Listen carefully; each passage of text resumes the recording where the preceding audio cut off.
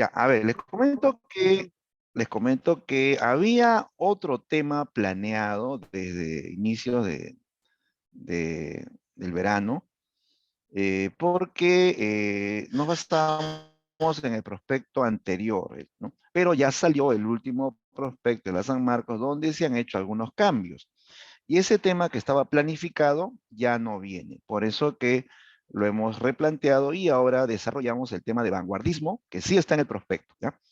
Y, eh, y también se ha modificado la práctica, pues, ¿no? Para que concuerde con esta teoría, ¿ya? Entonces, hoy vamos a hablar del vanguardismo y lo vamos a hacer en función de uno de los escritores más influyentes de la vanguardia europea, nada menos que de Franz Kafka, ¿ya? Él es la estrella de esta clase, Franz Kafka. Y su obra. ¿Cuál es la obra cumbre de Franz Kafka? A ver, díganlo, muchachos. La obra cumbre de Franz Kafka.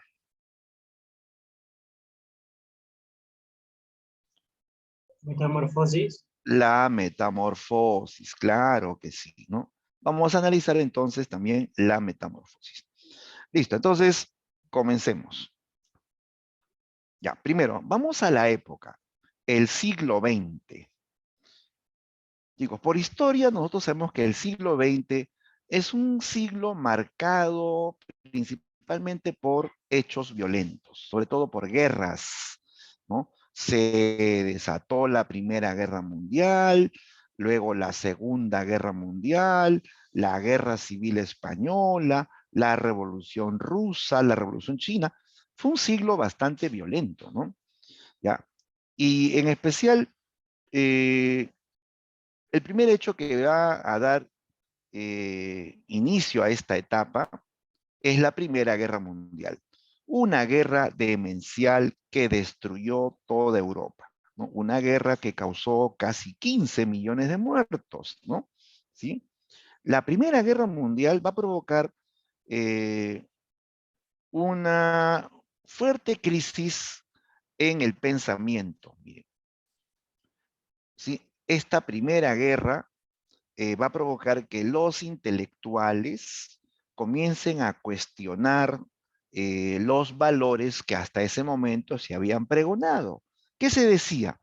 Se decía desde el siglo XVIII que la base del progreso humano era el conocimiento, era, eran los avances científicos y los avances tecnológicos, ¿no? Bueno, pues, ¿no? Los conocimientos, las ciencias, los avances tecnológicos, sí trajeron bienestar, cierto progreso, pero también ahora se daban cuenta que los avances tecnológicos también traían destrucción. Claro, porque todos estos avances tecnológicos generaron armas de destrucción masiva, tanques, aviones que arrojaban bombas sobre ciudades. Entonces, los avances tecnológicos también trajeron destrucción y muerte, ¿no? Entonces, se va a cuestionar ese valor de que el conocimiento, la razón, los avances científicos eran la base del progreso, ¿no? Entonces, surge una actitud más bien de, de crítica, de rebeldía frente a los valores que se habían pregonado hasta ese momento, ¿no? Bien, además, en el siglo XX también se fortalece el capitalismo, ¿no? Que si bien es cierto, genera pues dinamismo de la economía, pero también va a provocar un problema, la deshumanización, ¿ya? ¿Qué es la deshumanización? Mira, se refiere al hecho de que el hombre siente que ya no es visto como ser humano por el sistema de vida moderno, ¿ya? O sea, el sistema capitalista eh, le interesa que el hombre trabaje y produzca, ¿sí o no? Pero no se interesaba por el ser humano en forma individual. Ya no le interesaba si él estaba bien o mal, estaba alegre o estaba triste, si tenía algún problema, alguna enfermedad, ¿no? Era un sistema insensible, pues, ¿no? Entonces, va a haber una crítica también al sistema capitalista por deshumanizar al hombre, por ver al hombre como si fuese una máquina que tiene que trabajar o como si fuese un simple número en esta sociedad, ¿ya? Entonces, toda esa realidad, ese contexto va a ser retratado en la literatura y en otras artes también. Ya, entonces, este es el contexto histórico que se vive a inicios del siglo XX. La Primera Guerra Mundial, los avances tecnológicos y el desarrollo del capitalismo y la consecuente deshumanización del hombre, ¿ya? Bien, entonces en este panorama surge el vanguardismo. A ver, ¿qué significa ser un vanguardista? ¿Mm? ¿Qué es ser un vanguardista? Ya, primero que esta palabra surgió en el ambiente militar. En el ambiente militar se decía avant-garde, avant-garde, que significa estar en avanzada o estar adelante, ¿ya? Decían vanguardia o avant-garde a los soldados que estaban adelante de la tropa, los que estaban adelante, los primeros que iban a chocar con el enemigo, ¿ya? Entonces, esta idea de estar adelante o estar en avanzada va a pasar a la idea o al arte y a la cultura, y se va a decir en literatura, sobre todo, que vanguardista es aquel artista que está en avanzada, que está en la delantera, aquel que está buscando hacer algo nuevo, algo distinto a lo anterior, distinto a lo tradicional, ¿ya? Entonces, ser vanguardista es ser un innovador, ¿ya? Ser vanguardista es ser experimental, ¿no? Y buscar la novedad, ¿ya? Romper con todo lo clásico, romper con todo lo tradicional, ¿de acuerdo? Ahí está la definición. El vanguardismo, entonces, es un conjunto de movimientos artísticos que tienen en común la ruptura con los cánones de la literatura tradicional. O sea, rompen con todo lo anterior, con todo lo antiguo, y le rinden culto a la novedad o a lo distinto, ¿ya? La idea es hacer algo nuevo, algo distinto a lo tradicional, ¿ya? Se renueva todos los géneros. Se renueva la poesía, ¿no? Se renueva la novela, el teatro, las bellas artes también, ¿no? Es la renovación del arte en general, ¿ya? Por ejemplo, mira, en el campo de la pintura vamos a encontrar una serie de novedades. Surge la pintura cubista, la pintura surrealista que va más allá de la realidad, o se van a usar recursos nuevos para pintar. Mira, lo clásico en la pintura es que el pintor usaba un lienzo, pinceles y colores, ¿sí? Pues bien, a un pintor del siglo XX se le ocurrió ya no usar pinceles y colores. Puso el lienzo en el piso y ¿saben lo que hizo? Se puso a miccionar sobre el lienzo. Sí, se puso a orinar sobre el lienzo. Luego le puso un marco, lo presentó en una exposición de pintura donde iban críticos, intelectuales, ¿no? Muchos de ellos adinerados, ¿no? Se quedaron mirando ese cuadro y dijeron, wow, ese arte es nuevo, decir, ¿no? Lo compro. Le compraron su cuadro a varios miles de dólares y solamente había miccionado sobre el lienzo. Eso era ser vanguardista, hacer algo nuevo, algo distinto a lo tradicional. Ahora, si tú haces lo mismo, ya no eres vanguardista, porque ya lo hicieron. Tendrías que pensar en otra novedad, otro recurso para hacer pinturas, ¿no? Y aparece la consigna, el culto a la novedad y la crítica, el rechazo a lo tradicional. Ahora, en esta definición nos dicen algo importante también. Dice que el vanguardismo es un grupo, ¿no? Es un grupo. No dice que sea un movimiento solamente. Es un grupo heterogéneo de escuelas artísticas. O sea, es un conjunto de movimientos artísticos todos diferentes, todos heterogéneos, pero que van a tener en común la crítica a lo tradicional y el culto a la novedad, el gusto por la novedad, ¿ya? Entonces, como se habla de un grupo, aquí vamos a citar algunos movimientos del vanguardismo. A ver, por acá. Tenemos la idea de un arte nuevo, fíjate cómo se ven cambios en el arte, la pintura ya no es un retrato fiel de la realidad, ¿no? La poesía, fíjate, esto que ves acá a la derecha es un poema, pero es un poema que tiene forma, es un poema que equivale a un dibujo. A ver, ¿cómo se llaman este tipo de poemas que equivalen a dibujos? ¿Ah? A ver, ¿quién lo sabe? ¿Quién lo sabe? Los poemas que equivalen a un dibujo, puede ser cualquier dibujo, poema en forma de hombre con sombrero, poema en forma de pájaro, poema en forma de gato, ¿no? En forma de cigarro que humea. ¿Cómo se llaman esos poemas, chicos? A ver, ¿quién lo sabe? Caligrama. Caligramos. Eco, muy bien, excelente. Caligramas. Los caligramas son nuevos tipos de poesía. Ya no son los versos horizontales, como era clásico, sino con las palabras se crea un dibujo, ¿no? Eso es una novedad, chicos, ¿no? Y así, nuevas formas de escultura.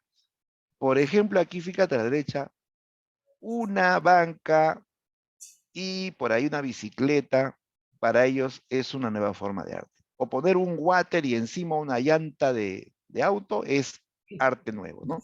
O sea, la idea era hacer algo distinto a lo tradicional, ¿no? ¿Ya? Bien, vamos a definir algunos movimientos de vanguardia. Los principales, ¿ya? Los principales movimientos de vanguardia. Más conocidos como los ismos. A los movimientos de vanguardia se les llama también ismos, ¿no? Ismos. A ver, ¿cuáles son los principales ismos?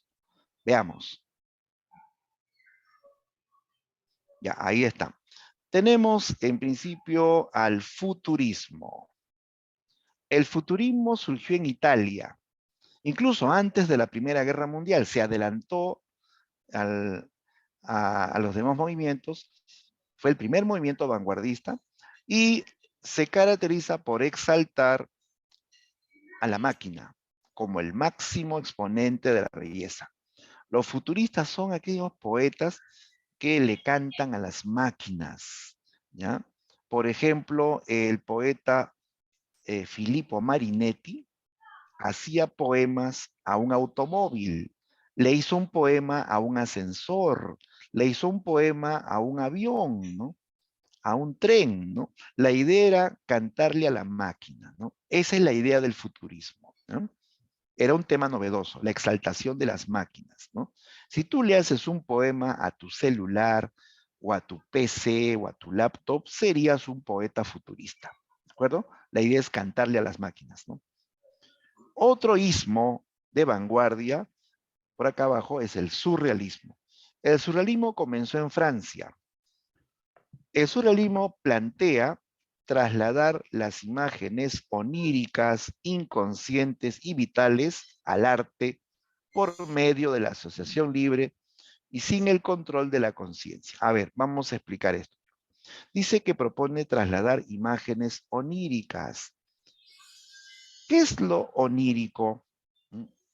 ¿A qué se refiere lo onírico? Onírico se refiere al mundo de los sueños, al mundo de los sueños. ¿Y cómo son los sueños? ¿Ah? ¿Cómo son los sueños? ¿Son lógicos? ¿Son ordenados? ¿Son racionales siempre? No, sí o no. En los sueños ocurren cosas ilógicas, o cosas caóticas, o cosas fantásticas, ¿no? Todo se mezcla. ¿No te ha pasado que en un sueño se mezclan diferentes personas de diferentes épocas de tu vida, ¿no? O también en tus sueños ocurren cosas así fantásticas, ¿no? ¿No? Cosas que en la realidad no suceden, ¿no? Claro, es que en los sueños se libera nuestro inconsciente, nuestro subconsciente. Por eso ocurren cosas irracionales, cosas ilógicas, ¿no? Ya, entonces el surrealismo consiste en trasladar esas imágenes fantásticas, esas imágenes ilógicas a la literatura o al arte en general, ¿ya? Por eso que en las obras de arte surrealistas vemos hechos fantásticos, hechos ilógicos, hechos que van contra la razón, ¿no? Por ejemplo, fíjate en este cuadro aquí a la derecha. Este es un cuadro del pintor Salvador Dalí, que fue un pintor surrealista. Ya, si tú observas aquí, vemos un caballo y detrás un elefante. Pero fíjate que el elefante tiene patas de mosquito. Tiene patas de mosquito, ¿no? A ver, pregunto, ¿es lógico que las patas así escuálidas soporten el cuerpo de un elefante? No es lógico. No es lógico que un elefante tenga ese tipo de patas, ¿no? Si fuese así, se romperían esas patas, el elefante, el cuerpo estaría en el suelo, ¿no? Y además, vemos aquí que hasta una especie de casa tiene patas, ¿no? O sea, esto es una imagen surrealista, una imagen irracional, una imagen fantástica. Así como pasa en los sueños, en el arte, los surrealistas crean imágenes fantásticas o ilógicas, ¿no? ¿Ya? Bien, Profesor, entonces la idea era ir más allá de la realidad, profesor, inspirarse. ¿Sí? Dime, dime.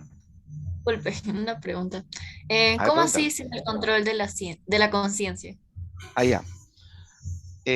Mira, cuando tú estás despierto o despierta, eh, funciona el estado consciente. Tú estás consciente ahorita y te das cuenta de la realidad, ¿no? Ahí funciona la razón, la lógica. Cuando tú duermes, se apaga la razón, ¿no? Y estás en estado inconsciente o subconsciente, ¿no? Entonces, ahí donde se producen las cosas fantásticas, ¿ya? Cuando el estado consciente se apaga y se prende el estado subconsciente o inconsciente. Entonces, cuando dice sin el control de la conciencia, significa que el artista va a pintar o va a escribir una obra sin que lo controle la razón. Y por eso que surgen estas obras de arte así alucinantes, porque no hay control de la conciencia o la razón, ¿ya? En un poema, por ejemplo, el poeta no va a pensar lo que va a escribir. El poeta va a escribir lo primero que le venga a la mente sin que lo haya razonado, sin que lo haya pensado, ¿ya? Entonces, se escribe sin el control de la razón. Por eso que en los poemas surrealistas ocurren cosas ilógicas, cosas fantásticas, porque no hay control de la conciencia o la razón. Por ejemplo, un poeta surrealista eh, te va a decir, veo puertas con horribles intestinos, veo dentaduras dentro de una cafetera, ¿no? Veo enjambres de monedas que taladran cuerpos de niños, ¿no? A ver, ¿es posible que haya una dentadura dentro de una cafetera? Es lógico, digo, pero no es lógico, es racional. No, ¿verdad? Eso debe estar en su sitio. ¿Pero qué hace una dentadura en una cafetera? ¿Es lógico que las monedas se coman a los niños? No, ¿verdad? Entonces, eso pasa porque no hay control de la razón. Cuando controla la razón, el mundo es real. Ocurren cosas lógicas, cosas reales, ¿ya? Los surrealistas van más allá de la realidad y describen mundos fantásticos, mundos ilógicos, ¿ya? Así como pasa en los sueños, ¿ya? Ese es el surrealismo. Bien, otros sismos. Por acá tenemos otros sismos. Ya, el caso del expresionismo. Este movimiento vanguardista surgió en Alemania, ¿ya? ¿Qué plantea? El expresionismo plantea deformar la realidad para expresar eh, la subjetividad, o sea, los sentimientos del artista, ¿ya? Del autor. Se deforma la realidad para expresar la subjetividad o sentimientos del artista. O sea, el artista expresionista no presenta la realidad tal y como es, sino tal y como él la interpreta, o tal y como él la siente, ¿sí? Entonces, en las obras expresionistas, la realidad se deforma, pero eso representa cómo se siente el artista. Por ejemplo, fíjate en este cuadro, famoso cuadro, ¿eh? Se titula El Grito, ¿sí? Famoso cuadro, ¿no? El Grito, del pintor Edvard Munch, ¿no? En este cuadro vemos una especie de muelle y ahí el mar que se está arremolinando y se está fusionando con el cielo y por ahí vemos un barquito que está en medio del remolino, ¿no? ¿No? Ya, a ver un ratito, se escucha un micro, apaguen su micro, chicos, apaguen su micro para que no se mezclen los sonidos, ¿no? Ya, gracias. Ya, este es un cuadro expresionista. El autor está deformando la realidad para expresar los temores, las angustias que él siente, que el artista siente, ¿ya? Por eso que el sujeto está gritando, ¿no? Con las manos que se tapan los oídos y vemos al sujeto con la boca abierta, está gritando, y eso representa los temores y la angustia del artista, ¿ya? Lo mismo pasa en La Metamorfosis de Kafka. Esa obra es expresionista. La mutación de hombre en insecto es fantástica. Eso rompe la realidad, ¿no?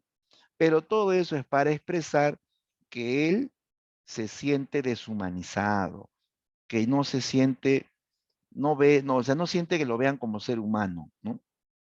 Entonces, la idea es expresar sentimientos o estados de ánimo deformando la realidad, ¿de acuerdo? Bien, otro ismo de vanguardia es el cubismo. El cubismo surgió en Francia, ¿ya? Primero en pintura, que habrán escuchado del famoso Pablo Picasso, pintor cubista, y luego pasó a la poesía.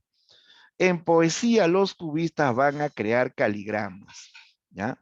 Caligramas, es el aporte de los poetas cubistas. El caligrama es un poema que equivale a un dibujo, es un poema visual. O sea, estos poemas no son para recitarlos o para leerlos, son para mirarlos. Como tienen una forma, tienen una imagen, un dibujo, son para mirarlos. Por eso es poesía visual.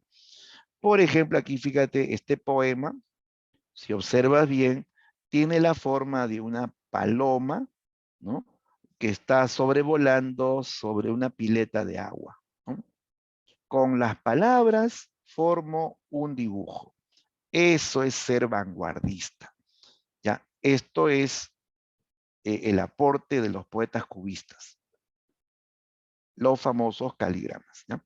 Entonces, como se dan cuenta, los vanguardistas se agrupan en diferentes movimientos y cada movimiento tiene una propuesta distinta de arte, pero todos en común buscan la novedad, buscan la originalidad, buscan hacer algo distinto a lo tradicional. ¿De acuerdo? Esa es la consigna, buscar innovar el arte, ¿no?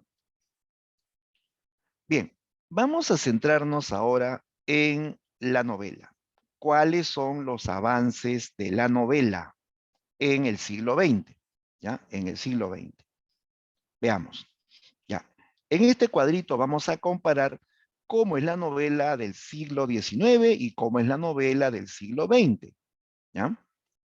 Y vamos a tomar en cuenta tres criterios: el tipo de narrador, el procedimiento narrativo y el plano temporal o manejo del tiempo. A ver, veamos.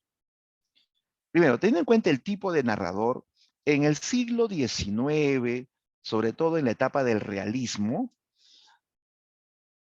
el narrador es externo a la historia y desde afuera todo lo sabe, todo lo ve, todo lo cuenta.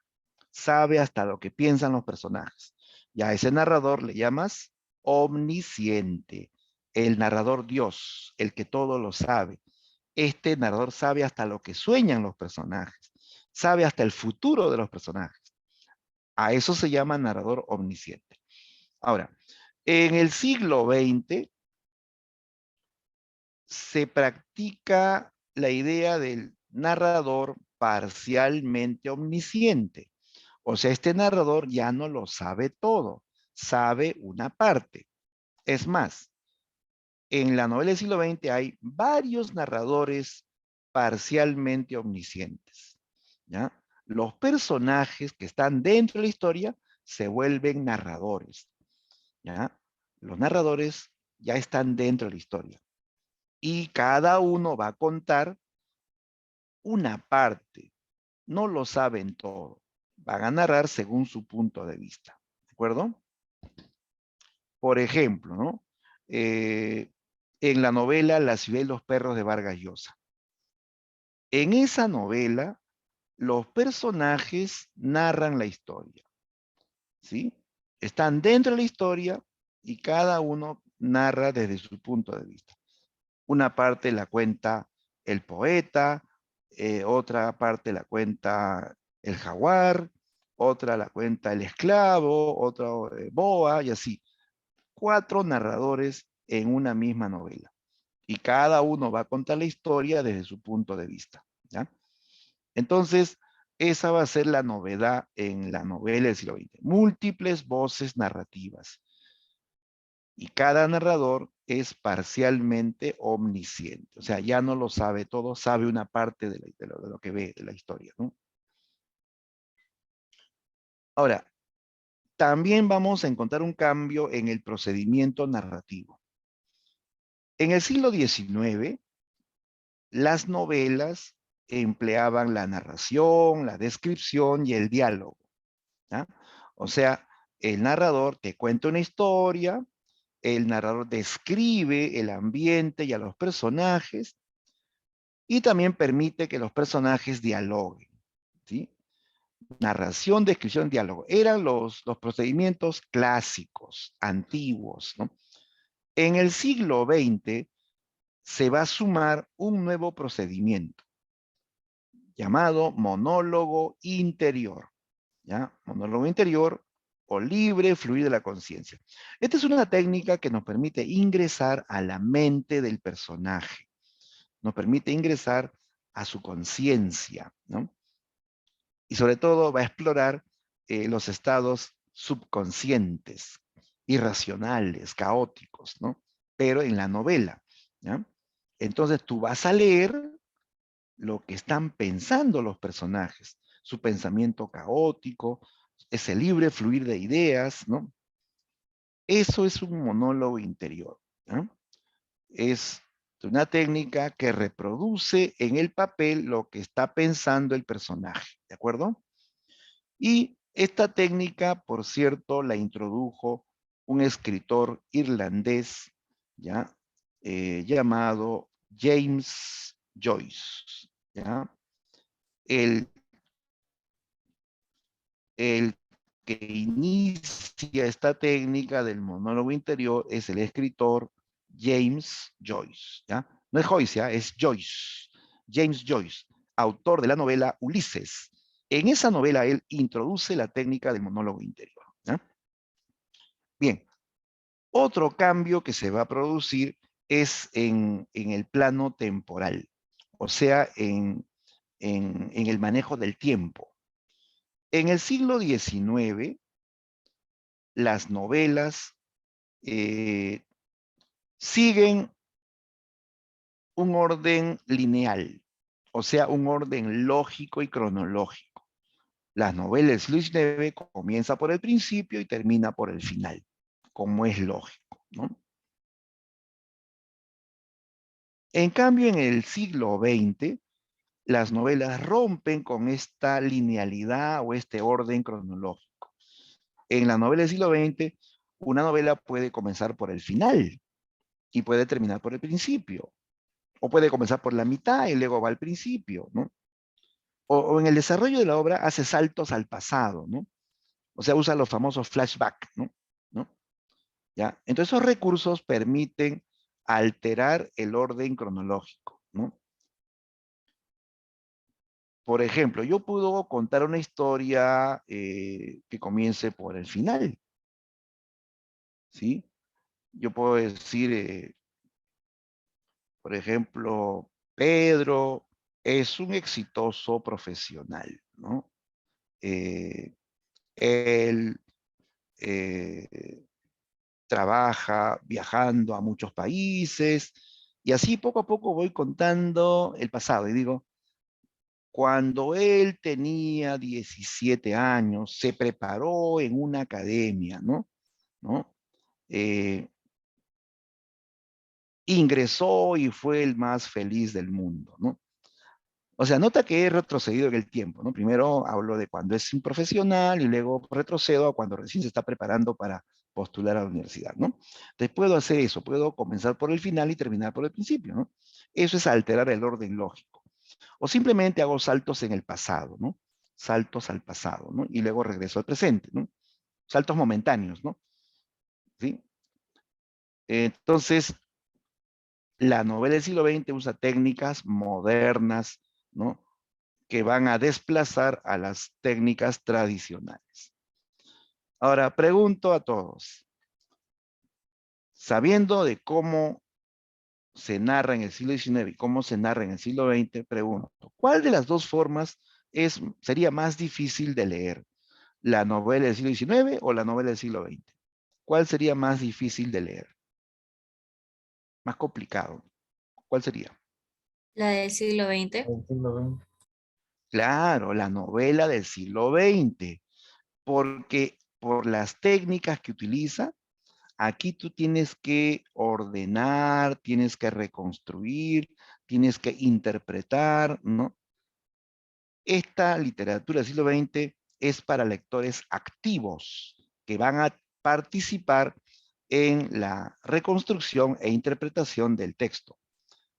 En cambio, la novela del siglo XIX es para lectores pasivos que solamente tienen que leer. Aquí ya todo está ordenado, todo está dicho, está interpretado, está detallado, no hay nada que ordenar, reconstruir ni pensar siquiera, ya todo está hecho por el autor. Ya, entonces, esto es para lectores pasivos, que le gusta que se lo den todo ordenado, todo listo, que le hagan botar su chanchito, ¿no? En cambio, la novela del siglo XX es para lectores activos, que le gustan los retos, los desafíos, ¿no? ¿Ya? Y que van a participar en la reconstrucción del sentido de la obra, ¿ya? Entonces, es más complejo la del siglo XX, pero es también más interesante, es más novedoso, chicos, ¿ya? Más novedoso, ¿ya? Ya, eso es en cuanto a las técnicas. Ahora, en cuanto a la temática, ojo con la temática. Mira, temáticamente la novela del siglo XX ofrece una visión universal del hombre. Visión universal es visión global del hombre. En el siglo XIX las obras hablan de sociedades específicas, de problemas propios de esas ciudades, esas regiones. O sea, es algo más local, no más local. En cambio, la novela del siglo XX habla de temas que ocurren en casi todas las latitudes del mundo.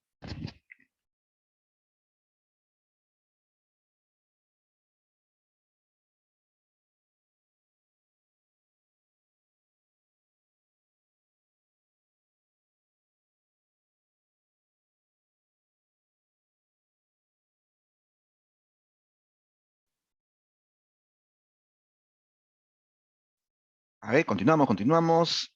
Ya te decía que la novela del siglo XX tiene una visión universal porque habla de temas que ocurren en casi todas las latitudes del mundo, ¿sí? Por ejemplo, la deshumanización que siente Gregorio Samsa, esa deshumanización lo va a sentir un norteamericano, un peruano, un francés, un chino, ¿no? O sea, es un tema que se produce en todo el mundo. La pobreza, ¿no? O la violencia, la soledad, son temas que ocurren en todas las latitudes del mundo, ¿ya? Entonces los temas son globales, son universales. Esa es la nueva visión de la novela del siglo XX. Temas universales o temas mundiales. ¿Listo? Bien, por acá tenemos algunos detalles de lo que ya hemos explicado. Sería bueno que le tomen una captura, chicos. Aquí está la definición de monólogo interior, de flashback, de múltiples voces narrativas. ¿Ya?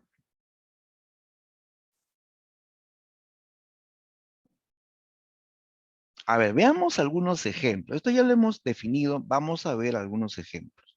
Ya sabemos que múltiples voces significa que en una novela hay varios narradores. Los personajes se vuelven narradores, ¿no? Ya, a ver, ¿cómo es un monólogo interior? ¿Cómo es un flashback? Veamos ejemplos. Ahí tenemos al creador del monólogo, James Joyce, autor de la novela Ulises. Ya, el monólogo permite reproducir verbalmente el pensamiento o libre fluir de la conciencia de los personajes, sin que intervenga el narrador, ¿ya? No es que el narrador está contando algo, sino que el propio personaje deja fluir libremente su pensamiento, ¿ya? Veamos un ejemplo.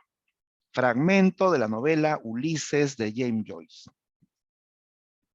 Aquí vemos lo que dice un personaje, mejor dicho, lo que piensa un personaje. Dice, ¿será que sabía quién era yo en el confesionario? Yo podía verle la cara, pero él no podía ver la mía. Y claro, ellos nunca se giran o dan a entender que saben quién es uno. Pero de todos modos, alcanzaba a ver que tenía los ojos rojos cuando murió su padre. Eso no lo ve jamás una mujer porque les perdería el respeto. Debe ser terrible cuando un hombre se pone a llorar más que todo ello, pero me gustaría que me tomara en sus brazos, uno de ellos en esas sotanas y el olor a incienso. Ya, mira, aquí si te has dado cuenta, el personaje habla de sí mismo o en primera persona. Dice, yo podía verle la cara en el confesionario. Se entiende que es una mujer que se está confesando ante un cura, ¿no? Pero de pronto, aquí en medio, habla de otra cosa. Dice que de todos modos alcanzaba a ver que tenía los ojos rojos cuando murió su padre. No está hablando del cura ni de ella. Habla de otro personaje al cual lo vio llorando porque murió su padre y eso es terrible, ve a llorar a un hombre, ¿no? Después dice, pero me gustaría que me tomara en sus brazos. O sea, está alucinando, está fantaseando que el cura con el cual se está confesando la toma en sus brazos, ¿no? Entre sotanas y olor a incienso, ¿no? Ya, esto, chicos, es la conciencia del personaje. No es que el narrador te está contando una historia, sino lo que vemos ahí es lo que está pensando el personaje, ¿ya? Su conciencia, mayormente caótica, porque se mezclan las ideas, aparece en el texto, ¿ya? Entonces, en los monólogos interiores encontramos un texto en donde el personaje deja fluir su pensamiento. Nos vamos a enterar de lo que está pensando, sus sentimientos ocultos, ¿no? Porque mira, ¿no? Esta persona que va a confesarse no va a decir verbalmente o abiertamente que ella quiere que el cura la tome en sus brazos. Ella lo piensa y tú estás leyendo lo que ella está pensando, ¿de acuerdo? Entonces, eso es monólogo. Es la técnica que nos permite ingresar al pensamiento o conciencia del personaje. Ahora veamos un ejemplo de flashback. El flashback, o también llamado salto atrás, consiste en la interrupción momentánea del relato de una acción para narrar hechos del pasado. O sea, es un salto momentáneo al pasado, ¿sí? Estás leyendo la historia en el presente y de pronto nos habla de un hecho del pasado. A ver, ejemplo. Ya, este es un fragmento de la novela La ciudad de los perros de Vargas Llosa, ¿ya? Donde hablan de un personaje, un cadete apodado el esclavo, porque es el más sumiso de todos, ¿no? A ver, leamos sobre el esclavo lo siguiente. Dice, el esclavo se tambaleó con el impacto, pero no llegó a caer. Las manos de los cadetes que lo rodeaban lo contuvieron y lo devolvieron a su sitio. Y ahora, ¿qué piensa? ¿Cuál pega más fuerte? Los dos igual. Quiere decir que han quedado tablas, precisó la voz. Entonces tienen que desempatar. Un momento después, la voz incansable preguntó, a propósito, perro, ¿le duelen los brazos? No, dijo el esclavo. Y mira lo que dice a continuación. Era verdad. Había perdido la noción de su cuerpo y del tiempo. Su espíritu contemplaba embriagado el mar sin olas del puerto Etén y escuchaba a su madre que le decía, cuidado con las rayas, Ricardito, y tendía hacia él sus largos brazos protectores bajo un sol implacable. Y esto que está en rojo es un recuerdo del pasado. Al esclavo le están pegando los cadetes y le dicen, ¿te duele? ¿Quién te pega más fuerte? Y nota al final, dice, mentira, dijo la voz. Si no le duelen, ¿por qué está llorando, perro? Él pensó, ya terminaron, pero solo acababan de comenzar. Ya, primero la escena de que lo están maltratando al esclavo y luego el recuerdo de cuando él era un niñito, cuando estaba en un puerto, en una playa de Puerto Etén con su mamá que le dice cuidado con las rayas, Ricardito, y le extiende sus brazos para protegerlo, ¿no? O sea, se acuerda cuando era un niño y estaba con su mamá. Y luego de ese recuerdo viene el presente donde le siguen pegando, ¿no? Y incluso el esclavo está llorando, ¿no? Bien, entonces aquí vemos que la narración hace un salto momentáneo al pasado y luego vuelve al presente. Esa es la idea del flashback, ¿ya? Bien, vamos ahora a hablar de el autor clave de este tema, ¿ya? El escritor Franz Kafka, ¿ya? Franz Kafka Lowy, ¿ya? Es uno de los escritores más influyentes del siglo XX, ¿ya? Autor que ha influenciado en muchos otros escritores, tanto europeos como latinoamericanos. ¿Ya? Ya, a ver, comencemos con algunos aspectos de la vida del autor. Franz Kafka nació en la ciudad de Praga, que es la capital de la antigua Checoslovaquia y actualmente es República Checa, ¿ya? Entonces, él es de nacionalidad checoslovaca y además es de origen judío, o sea, sus padres son judíos, de tradición judía, de religión judía, ¿no? Pero a pesar de que él era checo y de origen judío, él escribió todas sus obras en alemán, ¿ya? En alemán, ¿correcto? Claro, Kafka fue educado como alemán. Estudió en colegios alemanes, en universidad alemana, ¿no? Leía autores alemanes, por eso que cuando él escribe sus cuentos y sus novelas, no lo hace en su lengua nacional. No escribe en checoslovaco, ni en hebreo, que también lo domina, sino en alemán, ¿ya? Por eso que a Kafka se le incluye en la literatura alemana. Es que la literatura se clasifica según la lengua en que se escribe, ¿ya? Bien, ahora, a Kafka se le vincula con un movimiento vanguardista llamado expresionismo, ¿ya? Como ya habíamos visto, el expresionismo es un movimiento que deforma la realidad para expresar la interioridad o los sentimientos del autor. ¿Ya? Entonces, describe el mundo, la realidad, no como es, sino como lo siente o como lo interpreta el autor. ¿Ya? Y eso tiene que ver con su vida, sobre todo con sus primeros años de vida. Kafka tuvo una mala relación con su padre, ¿sí? Esto marca mucho su vida, la mala relación con su padre. Su padre, llamado Germán Kafka, era un hombre sumamente autoritario, rígido, muy exigente y hasta violento, ¿no? ¿Ya? Que tiranizaba a este niño, a Kafka cuando era un niño y cuando era adolescente también. Su padre era de aquellos pues que solamente daban órdenes y castigos, ¿no? ¿No?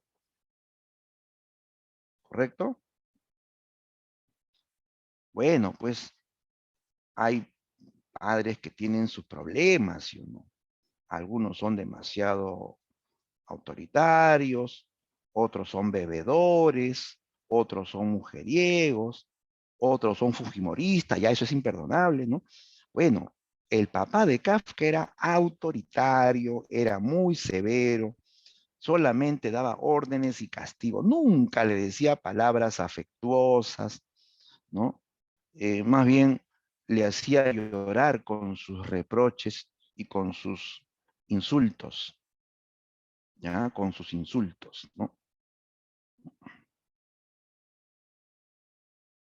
Eh, y cuando le hacía llorar, le decía, cállate, los hombres no lloran, porque si lloran son cobardes. Y a su hija le decía, las mujeres no se ríen, porque si se ríen son fáciles. Así le decía, fíjate. O sea, era un hombre bien cuadriculado, ¿no? Bien rígido, ¿no?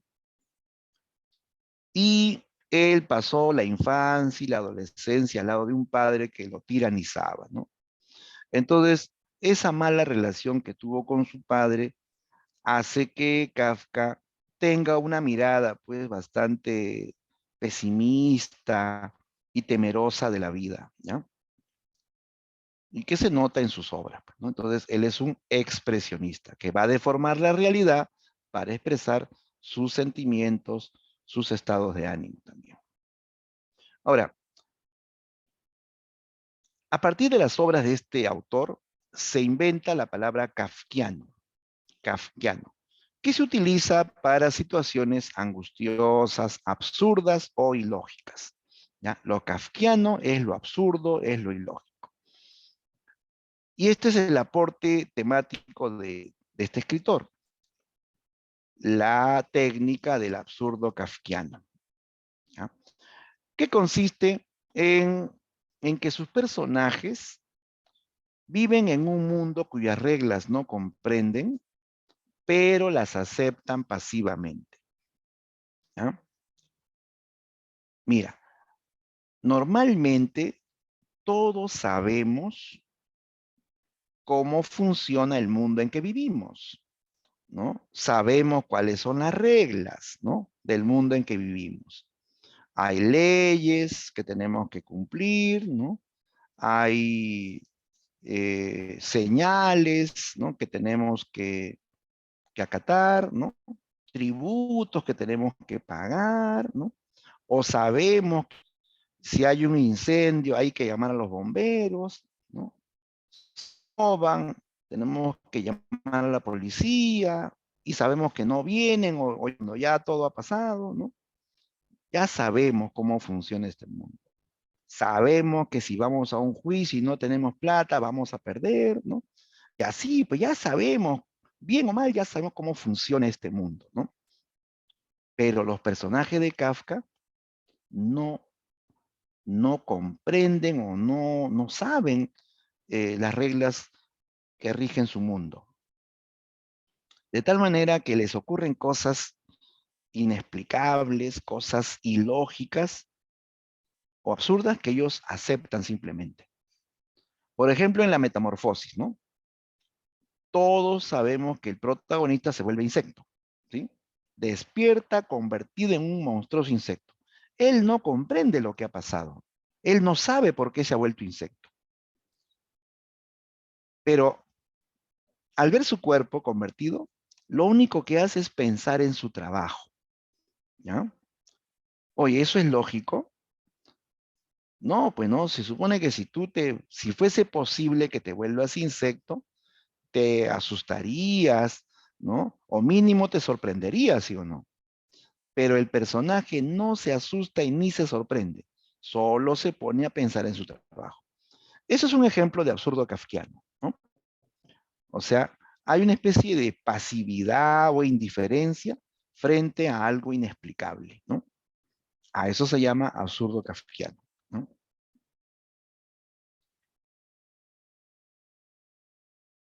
Bien, vamos a analizar, chicos, la obra más famosa de Franz Kafka, La Metamorfosis.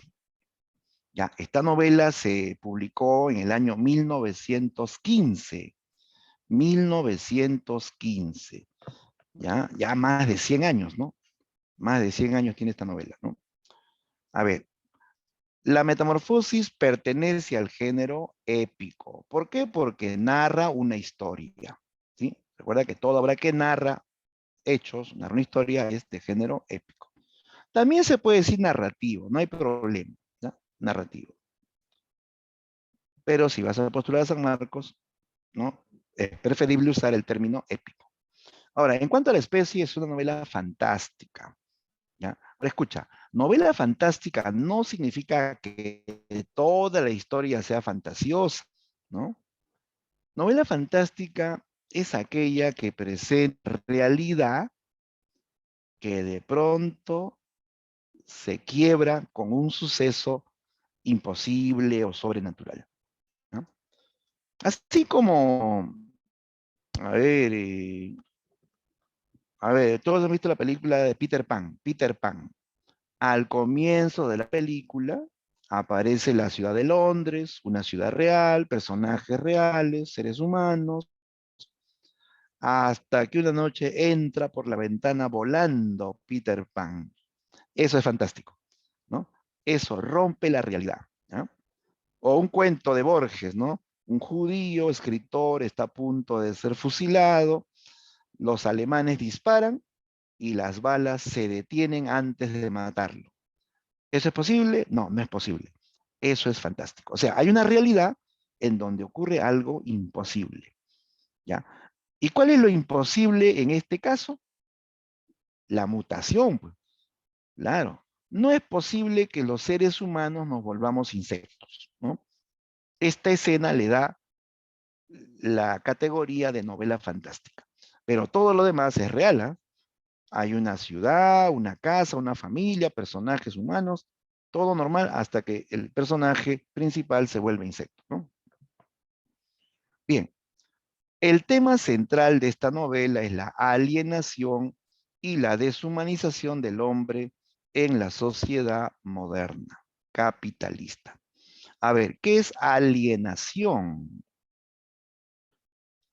Alienado o alienación en general se dice a la pérdida de la identidad propia. O sea, cuando uno deja de ser uno mismo, ¿sí? Porque está sometido o dominado por un sistema. Cualquier tipo de sistema, político, social, religioso, ¿no? Entonces, es dejar de ser uno mismo, ¿sí? En esta novela, el protagonista está alienado por eh, el sistema de trabajo. O sea, él es un personaje que vive para trabajar. Deja de ser el mismo, se vuelve una máquina que trabaja, ¿ya? Y esto lo deshumaniza. Él se siente deshumanizado por la sociedad moderna capitalista. ¿Por qué? Porque este sistema no lo ve como ser humano, lo ve como un ente que tiene que trabajar, que tiene que producir, sin importar, pues, sus problemas o estados, ¿no? Personales, ¿no? Esta novela cuestiona, critica el sistema capitalista por deshumanizar y alienar al hombre. Ahora, esta novela va a presentar situaciones absurdas, típicas de Kafka, pues, ¿no? Por ejemplo, un absurdo evidente es la escena en que Gregorio Samsa se transforma en un insecto y él solamente se pone a pensar en su trabajo. O sea, en ir a trabajar a pesar de estar convertido en insecto, ¿no? ¿No? Eso es kafkiano, eso es absurdo, eso es ilógico, ¿sí? Bien, veamos la trama de la metamorfosis. Bien, aquí tenemos a los personajes principales. El protagonista es Gregorio Samsa, ¿ya? Gregorio Samsa. En la obra, él es un joven de más o menos 21 años, ya él trabaja como viajante de comercio. Así se llama su oficio. Yo no sé si eso existe hasta ahora, pero en la novela dicen que él es un viajante de comercio. ¿Qué sería más o menos como un agente de ventas, digamos? Un agente de ventas, ¿ya? Eh, que tiene que desplazarse todo el día a diferentes lugares, ofreciendo muestras, ¿no? De la empresa para la que trabaja, ¿no? Gregorio Samsa se levanta a las 5 de la mañana, se prepara para ir a trabajar, va al paradero para esperar el tranvía, tiene que estar a la hora precisa, porque si se pasan los minutos, lo deja el tranvía y él no podrá ese día trabajar, ¿no? Llega al almacén y luego todo el día se la pasa persiguiendo tranvías para trasladarse a diferentes lugares, ¿ya? Él no ha tenido tiempo de desayunar, no, y come a la volada, no tiene tiempo de hablar con nadie, ¿no? Los tratos de su jefe son malos, el sueldo peor, ¿no? ¿No? Gregorio llega cansado casi en la noche y se va a dormir. Y al día siguiente, lo mismo. Y a la semana siguiente, lo mismo. Y al año siguiente, lo mismo. Su vida es una rutina inacabable. Gregorio no vive, solo trabaja, ¿ya? Y no es que le guste su trabajo, ¿ah? No, no, no. Lo que pasa es que él tiene una deuda de su padre. Él tiene que trabajar 5 años para terminar de pagar la deuda de su padre. Ah, y él es el único que mantiene la casa. Sus padres son ancianos, su hermana es una adolescente. Él es el único que sostiene a esa familia. O sea, él no puede dejar de trabajar a pesar que quisiera, ¿no? Pues bien, una mañana nuestro amigo Gregorio Samsa despertó convertido en un monstruoso insecto, ¿ya? Sobre su cama ya no estaba él, sino un insecto enorme de tamaño humano que tenía el cuerpo ovalado, tenía una espalda curva, tenía patas escuálidas que se movían, tenía callosidades transversales en el vientre, tenía antenas, una especie de mandíbula. Se había convertido en un insecto, ¿no? La novela no dice qué tipo de insecto. Por la descripción podríamos pensar que es un escarabajo, que es una cucaracha, o tal vez una mariquita, quién sabe, ¿no? No lo dice. Tampoco dice que sea piojo, chinche, no dice. Simplemente insecto, pero un insecto monstruoso, enorme. Gregorio Sams, al ver su aspecto monstruoso, piensa que está soñando. Cierra los ojos para seguir durmiendo. Quiere ponerse de costado y no puede. Lo intenta de nuevo y no puede. Abre los ojos y se ve que sigue siendo un monstruoso insecto. Entonces llega a la conclusión de que no está soñando, ¿no? Que realmente se ha convertido en un insecto, ¿ya? Pero aquí lo absurdo es pues que él no se asusta, no se sorprende, se pone a pensar en su trabajo. Ahí nos enteramos pues de su rutina, que él se levanta a las 5 de la mañana, que espera un tranvía, que todo el día se la pasa persiguiendo tranvías, ¿no? Que su vida es una rutina inacabable, que él está harto de esa rutina, que si tuviese plata hace tiempo hubiese renunciado y mandado al diablo a su jefe, ¿no? Pero no puede, porque de él dependen sus padres y su hermana, ¿no? Gregorio dice que igual va a ir a trabajar, que se va a vestir y que va a salir a trabajar. No le importa su transformación. Una pregunta, chicos, ¿qué es más importante, la salud o el trabajo? ¿Ah? ¿Qué dicen La ustedes? salud, ¿Qué es más importante? la La salud. La salud. salud, la salud, por supuesto, ¿no? Lo dicen porque no trabajan. Bueno, pues chicos, es que hemos comprobado que la salud es la prioridad, ¿no? Pero en el mundo moderno, mucha gente piensa que el trabajo es más importante que la salud, que la familia, ¿no? Eh, que todo lo demás, ¿no? Y viven para trabajar, ¿no? Entonces, ¿qué pasa? Que Gregorio Samsa es de aquellos que piensan que el trabajo, pues, es prioritario. Bueno, es cierto, pues no tenemos que trabajar, porque si no, ¿cómo mantenemos a la familia? ¿Cómo cubrimos nuestras necesidades, ¿no? Pero aquí lo que se cuestiona es cómo el sistema de trabajo excesivo hace que el hombre se deshumanice, hace que el hombre tenga una vida rutinaria, ¿no? ¿Mm? Y deje de lado lo demás, pues, ¿no? Bien, Gregorio quiere ir a trabajar, pero no puede, pues, porque como tiene espalda curva, no puede ni sentarse. 1000 veces intentó sentarse y no pudo. Y queda tumbado en su cama, ¿ya? Pasa el tiempo y su madre le toca la puerta, ¿no? Tarde. Luego viene su padre y también, incluso con que se levante de una vez, ¿no? Gregorio les dice que no se preocupen, que solo se siente un poco mal, que ya se va a levantar. Pero pasaba el tiempo y no se levantaba. Ah, su voz ha cambiado, ¿ah? Su voz también se ha deformado. Salen palabras mezcladas con ruidos y chillidos, ¿no? No se le entiende nada. Por más que él intenta con sus padres, ellos no le entienden, ¿ya? Y todo enfermo. Ya, pasan las horas y llega a la casa de Gregorio el jefe de Gregorio. Él representa al sistema capitalista, ¿ya? El jefe no viene porque esté preocupado por Gregorio, no es que quiera solidarizarse con él viene para reclamar, porque Gregorio no puede faltar, ¿no ves que él tiene que pagar una deuda con su trabajo? Él viene para reclamar, ¿no? Le reprocha al padre la falta del hijo.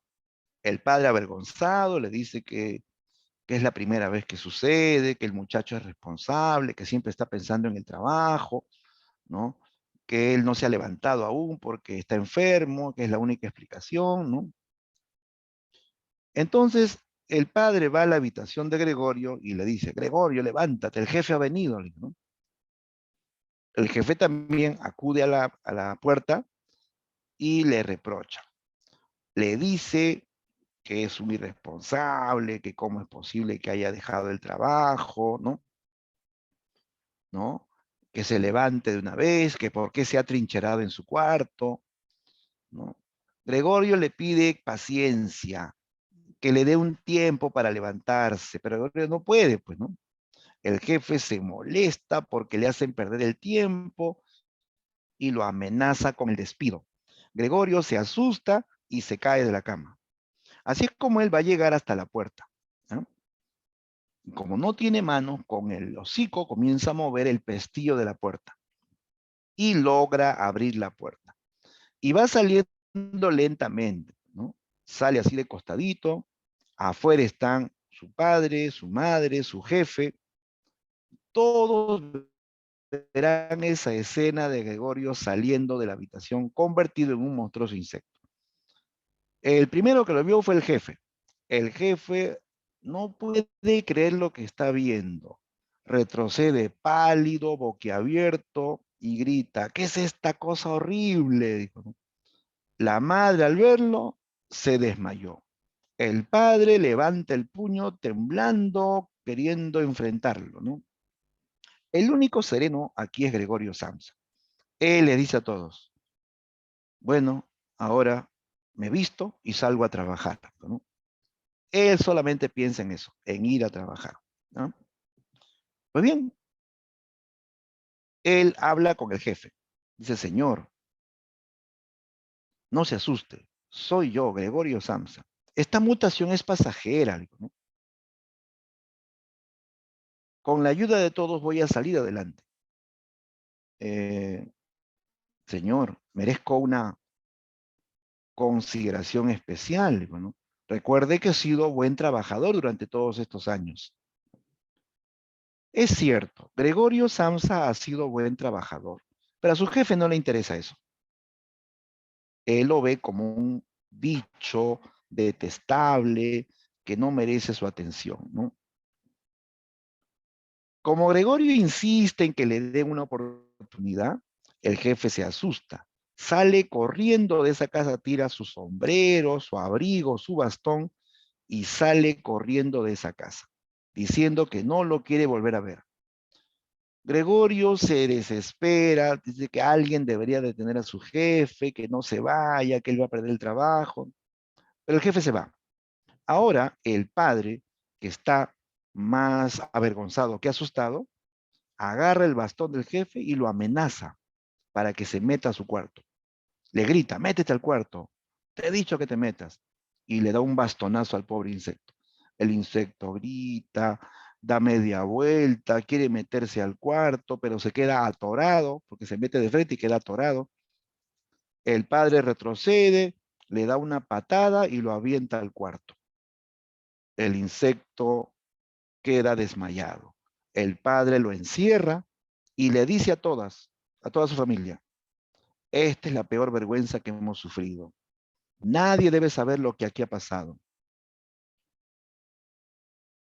Vamos a mantenerlo, pero encerrado. Hoy mi hijo ha muerto. Lo que tenemos aquí es un monstruo, ¿no? Nadie debe saber de esto. Y así el padre condena al insecto a vivir encerrado en su habitación. Y la esposa y la hija acatan la orden, ¿no? Cuando Gregorio despierta, se da cuenta que está aislado, que no puede salir de ese cuarto. Y Gregorio sufre, pues, ¿no? ¿Por qué no me quieren? Ni que fuera un bicho, ¿no? Ahora, ¿qué será de ellos? Yo ya no trabajo. ¿Cómo se van a sostener? Decían, ¿no? ¿Quién le pagará las clases de música a mi hermana? ¿No? Gregorio piensa en su familia. La familia trata de no pensar en él. Más bien lo han marginado, lo han condenado a un encierro, ¿no? Entonces yo me pregunto, ¿quién es más monstruoso? ¿Gregorio o su familia? ¿No? Si te das cuenta, aquí Gregorio es el más humano de todos. O sea, el insecto es el más humano, aunque suene paradójico, ¿no? Porque él vive preocupado por su familia y la familia lo ha marginado, lo ha excluido, ¿no? Bien, Gregorio ahora acepta su condición, vive encerrado, se oculta debajo de un sillón alto, le gustan los lugares oscuros y húmedos, y así pasan los días completamente solitarios, ¿no? Hasta que su hermana Grete se compadeció de él y decidió llevarle comida, ¿ya? Grete representa la solidaridad con el marginado. Ella le lleva comida, ¿ya? Pero Gregorio no come lo que Grete le lleva. O sea, ya no le gusta lo que antes le gustaba. Lo deja intacto. Grete se lo lleva, lo desecha. Entonces un día Grete va llevando una bolsa con desperdicios y un papel periódico, una hoja de periódico, ¿no? Pone la hoja de periódico, vacía los desperdicios y Gregorio se acerca y se lo come todo, ¿sí? Le encantaban los desperdicios, habían huesos, residuos de comida, un pedazo de queso podrido, un pan hongueado. Él era feliz comiendo desperdicios. Decía que Grete era lo máximo porque le había traído lo que a él le gustaba, ¿no? Y Grete lo alimentaba así 2 veces al día, hasta que Grete se puso a trabajar, sentía mucha presión de su jefe en el trabajo, ¿no? Tenía que hacer labores en la casa, tenía que estudiar y tenía que también encargarse del insecto. Todo eso hace que se estrese y esta chica dulce, solidaria, se transforma en una chica amargada, renegona, ¿no? Que incluso va a tratar mal al insecto. Un día dijo, ya me cansé de esto, que otro se encargue, ¿no? Y le tiró la comida y se fue. Su solidaridad no duró mucho, ¿no? Bien, ahora el padre sale a trabajar. No, luego de la mutación, el padre dijo que todos tenían que buscar trabajo, ¿no? Entonces trabajaba la esposa haciendo bordados, tejidos, trabajaba Grete en una tienda medio tiempo y el padre consigue trabajo de ordenanza en una empresa. El ordenanza es el que va a llevar recados, documentos a diferentes oficinas, ¿no? ¿Ya? Incluso le dan su uniforme, el padre sale temprano a trabajar y viene casi en la noche con su uniforme de trabajo y se queda dormido en su sillón. Su esposa le pide que se cambie para que ya descanse y él se rehúsa a cambiarse el uniforme. Habían días hasta que se dormía con su uniforme puesto. O sea, él también va a estar alienado por el trabajo. ¿Qué significa esto de que él no se quiera quitar el uniforme? Que él está listo para trabajar, ¿no? Vive en función simplemente a su trabajo, ¿no? Bien, una tarde en que el padre sale a trabajar, ¿no? Está fuera de casa, pues, ¿no? La madre y la hija deciden visitar al insecto. Ya, había pasado más o menos un mes de la mutación. Entran al cuarto, Gregorio se esconde para no asustar a su madre y ven pues que ese cuarto se había convertido en un depósito de basura. Lo que pasa es que habían contratado a una mujer que haga la limpieza, ¿no? Una vez por semana, y esta mujer había convertido el cuarto de Gregorio en un basurero. Ahí arrojaba las cosas viejas, las bolsas de basura, ¿no? Era una mujer así sombría y que maltrataba al insecto. Ella no se asusta con el insecto, ¿eh? El insecto se asusta con ella. Esta mujer lo insulta, lo amenaza, se burla de él, le dice bichito, bichito y le mete un escobazo, ¿no? Un día el insecto quiso saltarle y ella agarra una silla y dice, a ver, atrévete pues. Y el insecto se asusta y se mete a su escondite, ¿no? Bien, entonces la habitación de Gregorio era prácticamente un basurero, ¿no? La madre y la hija deciden limpiar ese cuarto y acordaron guardar las pertenencias de Gregorio para cuando vuelva a la normalidad, ¿ya? Entonces, se van llevando todo, había un escritorio, un pequeño sillón, un ropero, habían cuadros también en la pared, ¿no? Se estaban llevando todo. Y Gregorio mira pues desde su escondite y dice, ¿por qué se llevan mis cosas si yo no me he muerto? Déjenlas ahí. Y entonces se quedó mirando un cuadro en la pared que era su cuadro favorito. Era un retrato de una mujer con una especie de serpiente en el cuello. Y él mismo lo había puesto en la pared, pues, ¿no? Decían, ese cuadro no se lo deben llevar, ¿no? Y entonces aprovecha que la madre sale sacando un mueble y Gregorio va hacia la pared. Se sube a la pared y se pega encima del cuadro. Cuando la madre vuelve a entrar al cuarto, ve al insecto enorme, monstruoso, pegado sobre el cuadro. La madre ni gritó, de frente se desmayó, ¿no? Y Grete le reclama, ¿no? Por tu culpa, has asustado a mamá, mira lo que has provocado. Y Gregorio se siente culpable. Grete va por un vaso de agua a la cocina y Gregorio va detrás de ella como queriendo ayudar, pues, ¿no? Grete voltea y ve que Gregorio está ahí detrás de ella.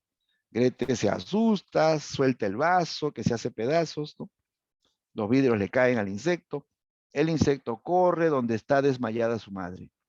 Justo en ese instante llega el padre, el señor Samsa. Al ver a su mujer desmayada y a su hija que viene llorando hacia él, el señor Samsa se enfurece con el insecto y decide acabar con él.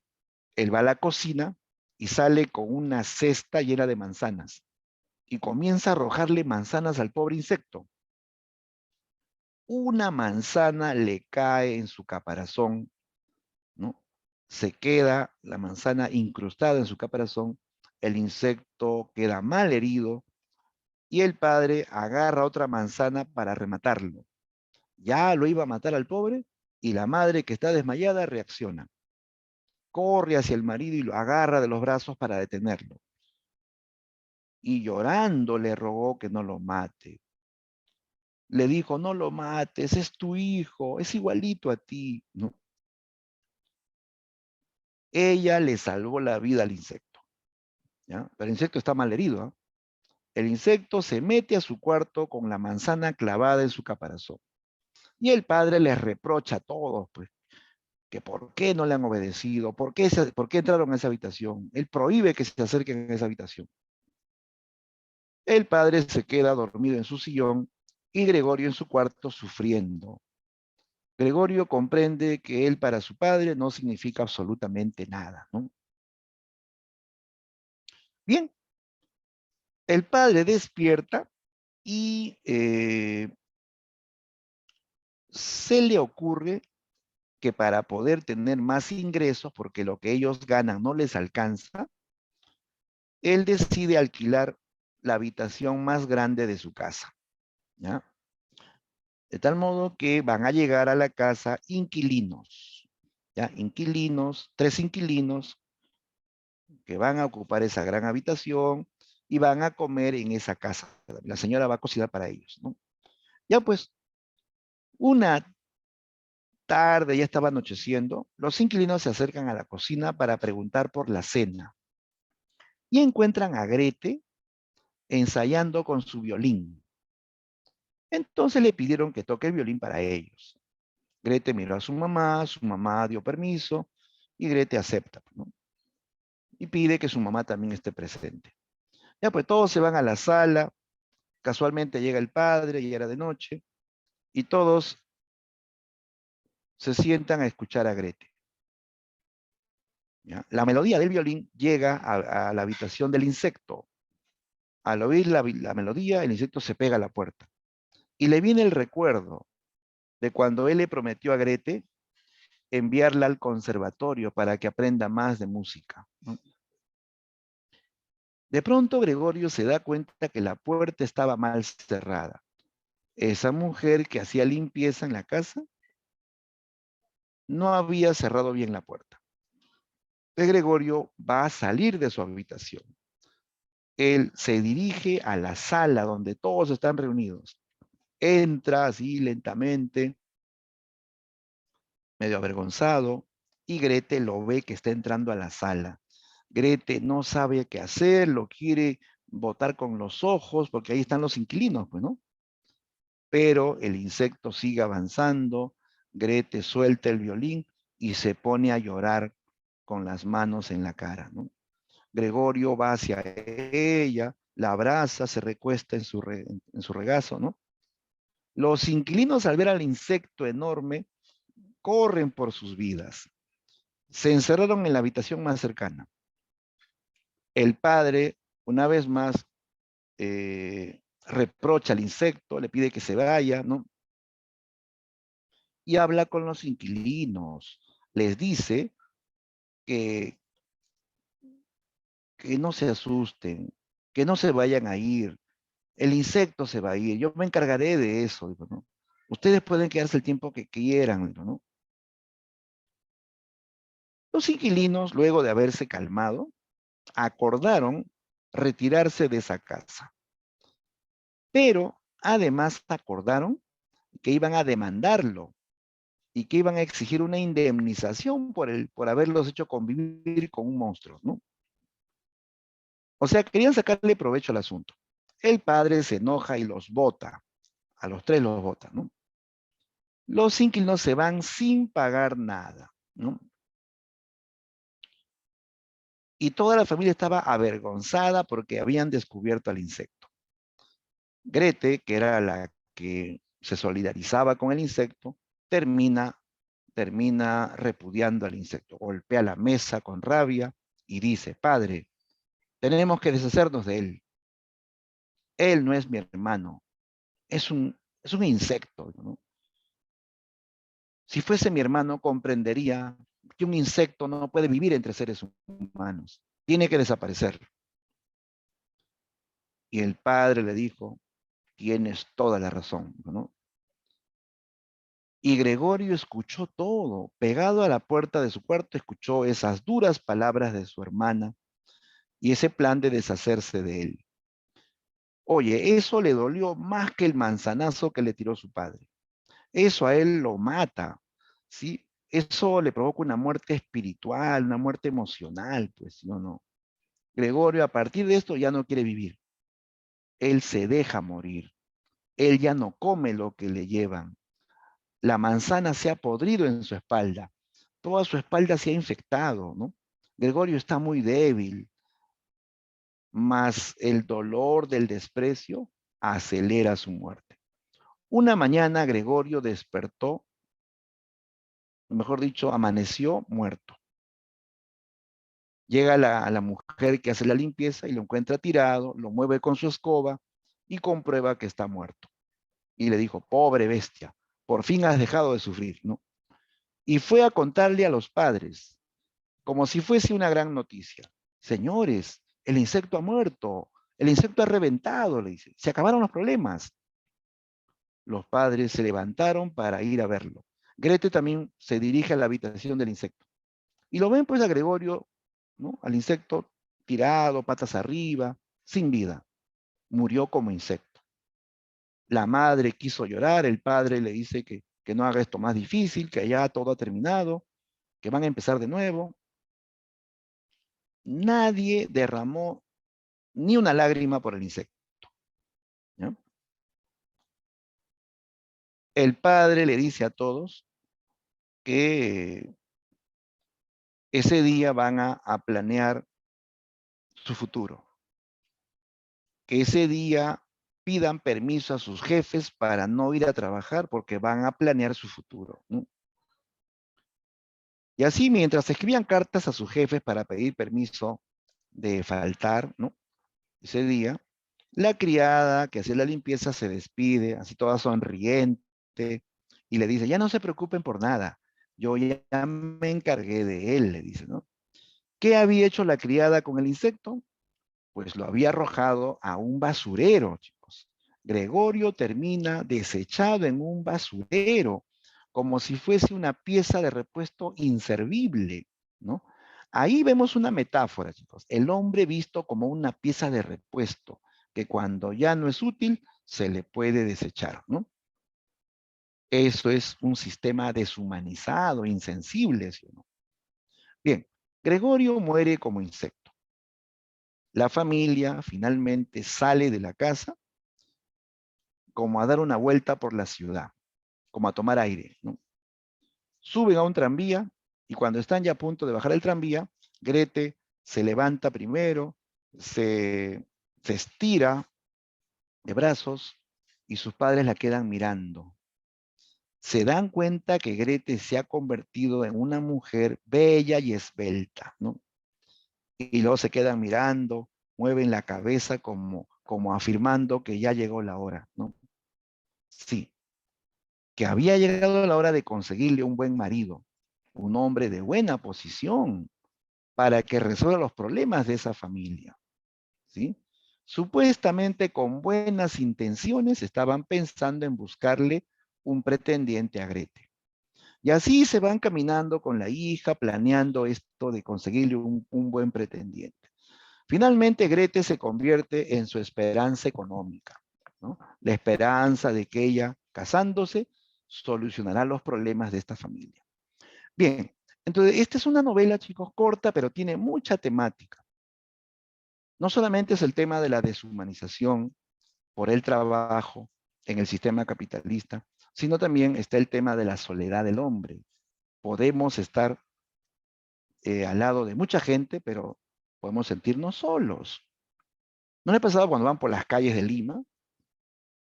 Un montón de gente a tu lado, pero te puedes sentir solo, a pesar que hay un montón de gente, ¿no? No se trata de la cantidad de personas, ¿no? Cuánta gente realmente te acompaña, ¿no? Cuánta gente se interesa por ti, ¿no? Se habla del tema de la marginación por ser diferente, ¿no? Por tener forma distinta de pensar, por ser de diferente color o diferente cultura, ¿no? Entonces hay marginación, ¿no? Se habla también de la incomunicación entre padres e hijos, ¿no? Gregorio vive aislado. Él intenta hablar con sus padres, pero no, ellos no le entienden. Eso refleja el tema de la incomunicación entre padres e hijos, ¿no? Y así el tema de la rutina. El trabajo genera una rutina de vida, ¿no? Y a veces hace que toda la vida se vuelva una rutina, ¿no? Entonces, esta obra tiene múltiples temas, ¿no? Listo. Bien, chicos, esa sería la teoría del vanguardismo y de la metamorfosis. A ver, leo comentarios. Disculpen que no había visto los comentarios antes. A ver. Matías decía, me dijeron que era cucaracha. Sí, pues generalmente se dice que era una cucaracha, porque era un insecto así desagradable a los ojos de los demás. Pero la obra no dice, no dice. Podemos sospechar que es una cucaracha, ¿no? Eh, ¿Qué más? Ya, ya, Carlos me dice, profe, creo que también en parte toca temas como la soledad y la depresión. Claro, sí, pues el tema de la soledad, el insecto simboliza la soledad del hombre moderno, ¿no? Imagínate un enfermo al cual lo han llevado a un hospital y nadie lo visita. Hay estos casos, chicos, ¿ah? Hay enfermos en hospitales que no tienen visita, ¿no?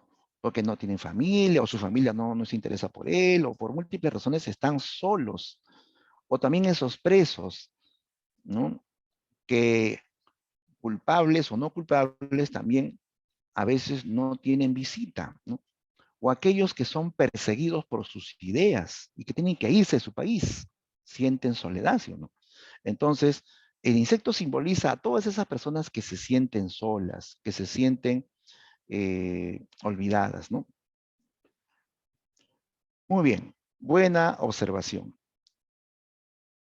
Ya, ahora sí, muchachos, vamos a enfrentarnos a la práctica, ¿ya? A ver, todos descarguen su material y vamos a resolver cada una de esas preguntas.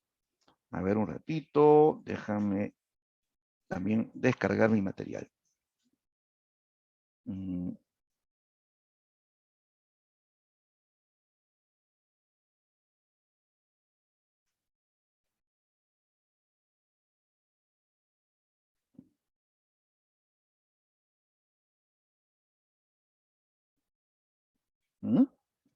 A ver, hoy les han puesto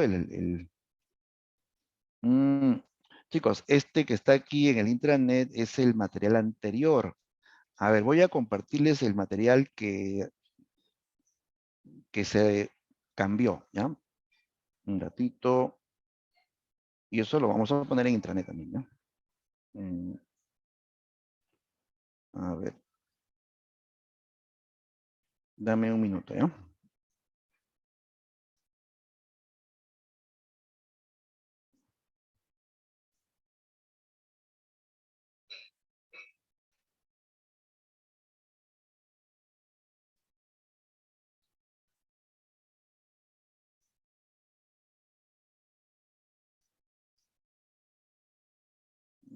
Ya, ahora sí.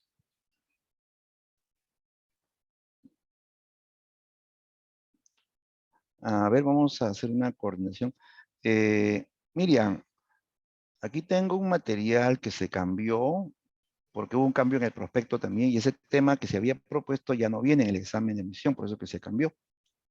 ¿Ya? Entonces, no sé si lo tienes, pero de todas maneras te lo voy a enviar para que se pueda colocar en intranet.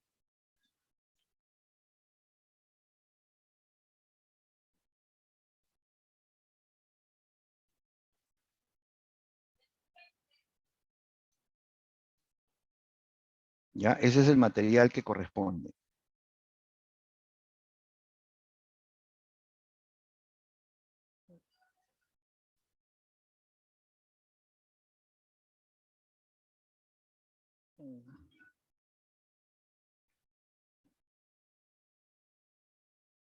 Ya, yo lo voy a subir mejor, ¿eh? Yo lo subo para que sea ya más directo. Ya, chicos, ahí está, lo acabo de subir al intranet para que lo puedan descargar, ¿ya? Ese que acabo de subir, esa es la práctica oficial. Y ahora sí, vamos a resolver.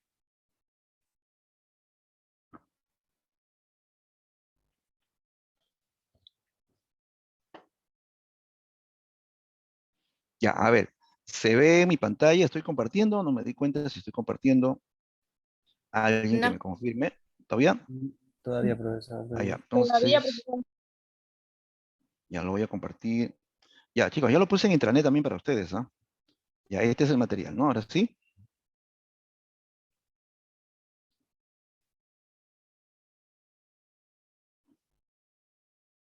Listos. A ver, vamos entonces a resolver. Ya, la primera pregunta. Leamos todos. Dice, marque el enunciado que corresponde a una característica de la narrativa contemporánea. Narrativa contemporánea es narrativa del siglo XX y obviamente tiene influencia vanguardista, ¿no? Ya. Dice, corresponde a una característica de la narrativa contemporánea o vanguardista. A ver, ¿desecha el monólogo interior? ¿Lo desecha? No, lo practica, lo usa. Recurre al narrador omnisciente. Recuerda que el omnisciente es en el siglo XIX, es lo anterior, lo tradicional, ¿no? La C, respeta los planos temporales, o sea, narra en orden de tiempo, o se altera el orden lógico. Se altera, ¿sí o no? Claro. En la narrativa contemporánea o vanguardista, se altera el orden cronológico. Claro, no es que salta al pasado o comienza por el final y termina por el principio. Se altera el orden cronológico, ¿ya? Esa es la respuesta. La C sería lo contrario, respetar los planos temporales significa narrar las cosas en orden, ¿no? Es respetar el orden lógico, ¿no? Ya entonces clave en la 1 es la D de dedo. 2. La siguiente composición aprovecha el nivel espacial del poema y da lugar a un que constituye, a ver, completa los espacios. La C. La C, profe. Claro, así es. El aprovechamiento del espacio de la hoja genera que yo pueda dibujar el poema. Ya, eso se llama caligrama, ¿no? Que es un poema visual. Correcto. Pregunta 3. Marque la opción que contiene un tema de la metamorfosis de Franz Kafka. Un tema, no dice tema, cualquier tema de la metamorfosis. A ver. La A. Ya, profe. Bien, claro, muy bien, chicos. Un tema de la metamorfosis es la incomunicación entre padres e hijos. Y se nota cuando Gregorio está encerrado en su habitación y no hay posibilidad de comunicación con los padres, ¿no? Bien, la clave entonces era la A. Un momento, solo la A. Ya, listo. Pregunta 4. En la novela La Metamorfosis de Kafka, ¿qué es lo que teme Gregorio Samsa luego de experimentar su transformación en insecto? ¿Qué es lo que a él más le preocupa, chicos? Perder su Después que se fuente de transforma. ingresos. La D. La D. Bien, lo que más teme, lo que más le preocupa también es perder su trabajo. Él solo piensa en su trabajo. Es que él es el que sostiene la familia, pues chicos, ¿no? Él teme perder su fuente de ingresos, o sea, su trabajo, ¿ya? Bien, vamos a la pregunta 5. Ya, es un fragmento de la metamorfosis y nos piden qué tema se refleja. A ver, voy a pedir el apoyo porque me estoy quedando ya fónico, chicos. A ver, La señorita Sara Pacheco. ¿Estás atenta, Sara? Sí, profe. Ya, a ver, ayúdame con la lectura, ¿ya? La lectura así, pausado nomás. Y si hay preguntas, se lee como pregunta, ¿no? A ver, adelante. Adelante, Sarita. Léenos, por ¿Quién favor. en esta familia? ¿Comienza? Sí. Ya. Adelante. ¿Quién en esta familia, agotada por el trabajo y rendida por el cansancio, iba a tener más tiempo del necesario para ocuparse de Gregorio? El presupuesto familiar se reducía cada vez más. La criada acabó por ser despedida. Una asistenta gigantesca y huesuda, con el pelo blanco y desgreñado, venía por la mañana y por la noche, y hacía el trabajo más pesado. Todos los demás lo hacía la madre, además de su mucha costura. ¿Qué tema se refleja en la cita precedente de la novela de la metamorfosis? Ya. ¿De qué habla este fragmento? O sea, el tema es la idea.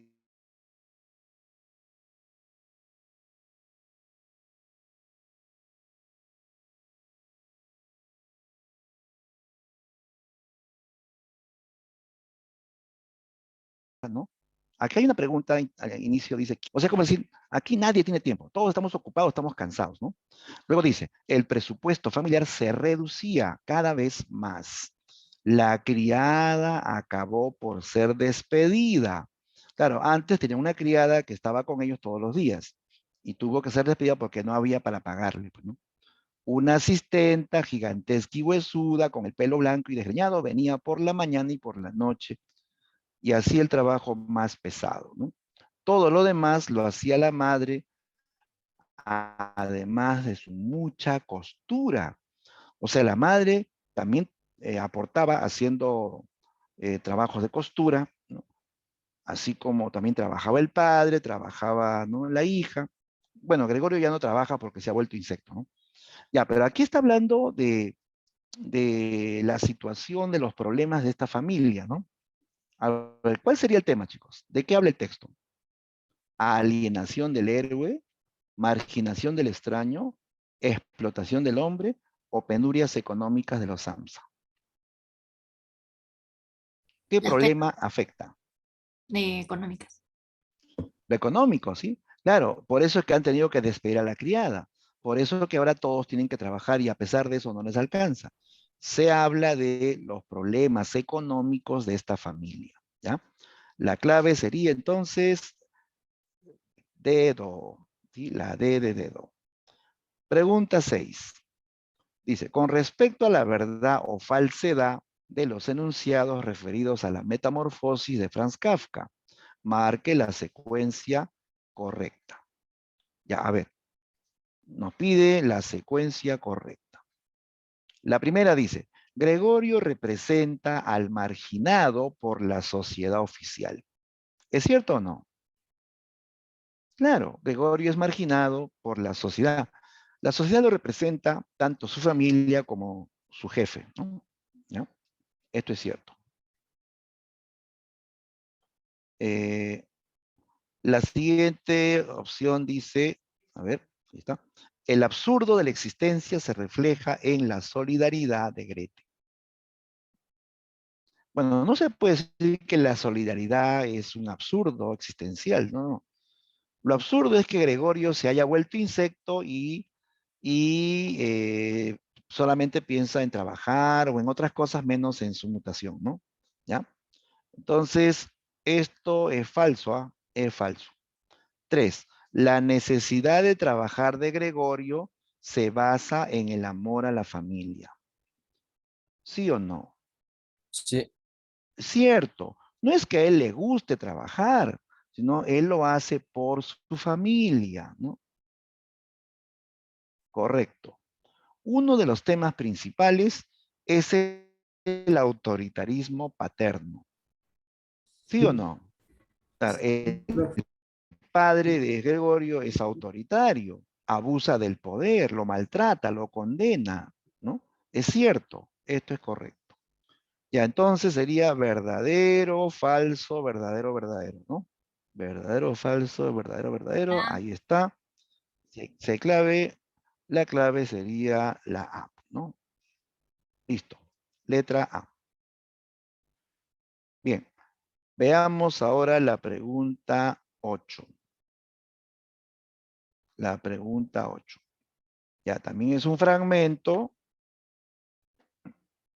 Y a ver, ¿qué nos piden? Siempre que te dan pregunta con texto, primero fíjate qué te están pidiendo. Para que ya vayas con una idea, ¿no? Bueno, acá solamente dice que según el fragmento anterior de la metamorfosis, marques el enunciado correcto. Ah, ya entonces, solamente en función al texto. ¿Ah? A ver, leo el texto. Gregorio comprendió que no debía permitir que el gerente se marchara de aquel modo, pues si no, su puesto en el almacén estaba seriamente amenazado. No lo veían los padres tan claro como él, porque con el transcurso de los años habían llegado a pensar que la posición de Gregorio en aquella empresa era inamovible. Así pensaban los padres, ¿no? Además, con la inquietud del momento, se habían olvidado de toda prudencia.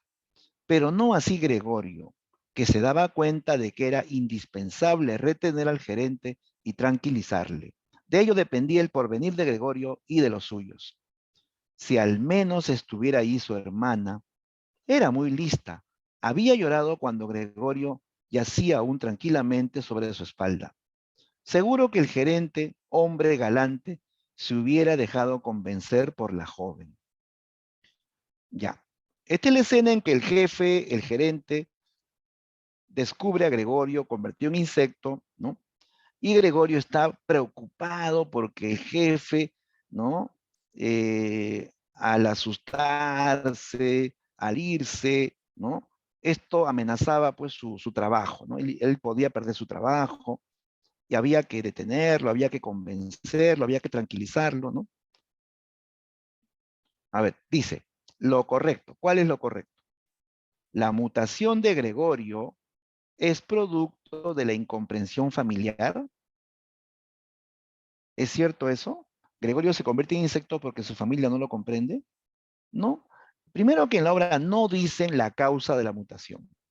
Bueno, uno al final puede deducir pues que Gregorio se ha transformado por la forma de vida que lleva, una vida rutinaria, una vida pues de un sujeto alienado por el trabajo, ¿no?